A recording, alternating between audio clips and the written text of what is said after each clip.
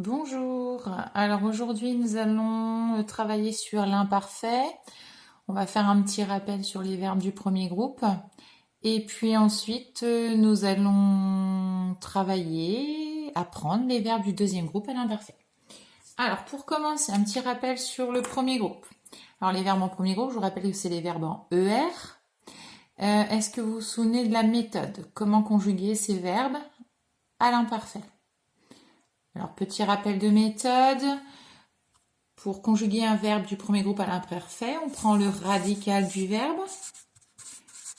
Le radical, je vous rappelle que c'est la partie du verbe sans la terminaison de l'infinitif qui est ER, plus la bonne terminaison de l'imparfait qui correspond au groupe sujet. Donc, par exemple, le verbe parler avec je. J'enlève la terminaison ER de l'infinitif, je garde le radical parle et je rajoute la terminaison qui correspond au pronom personnel je, c'est AIS, ça donne donc je parlais.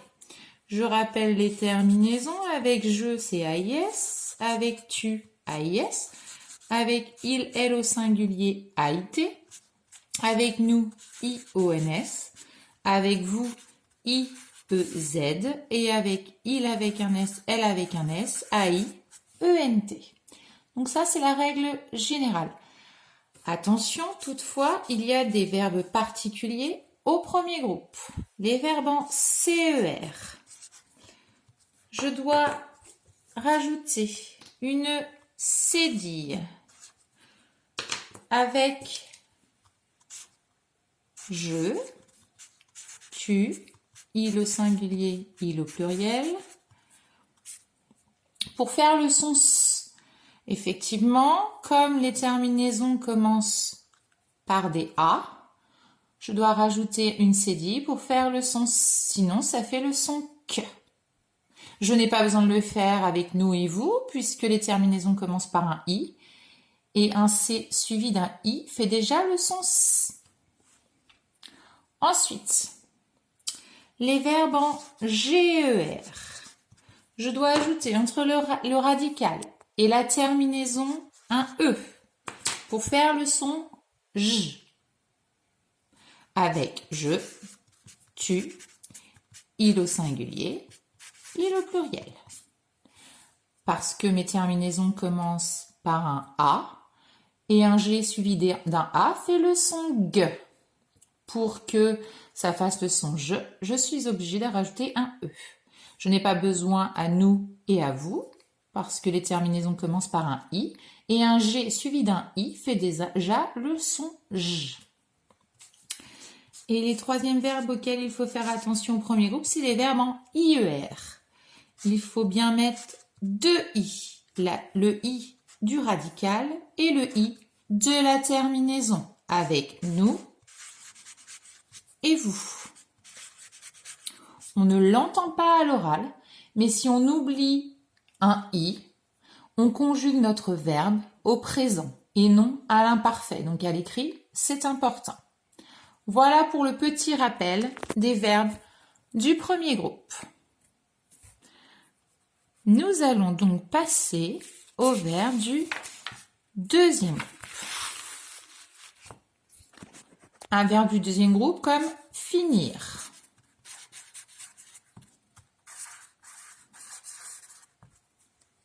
Le verbe finir, radical fin, terminaison IR. Je finissais, tu finissais,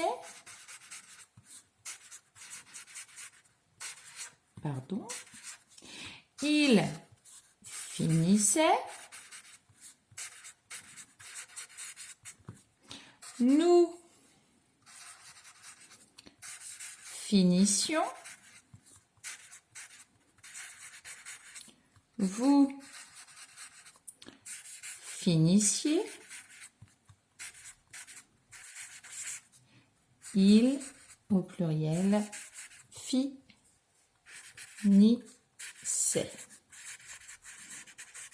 Alors, on remarque tout de suite que les terminaisons ne changent pas, c'est les mêmes que pour être, avoir et les verbes du premier groupe. AIS je, AIS tu, AIT avec il, IONS avec nous, IEZ avec vous et AIENT avec il avec un S. Est-ce que vous commencez à voir la méthode pour conjuguer ce verbe à l'imparfait, les verbes du deuxième groupe? Aidez-vous du radical. On va identifier le radical dans toutes les terminaisons, dans toutes les conjugaisons, pardon.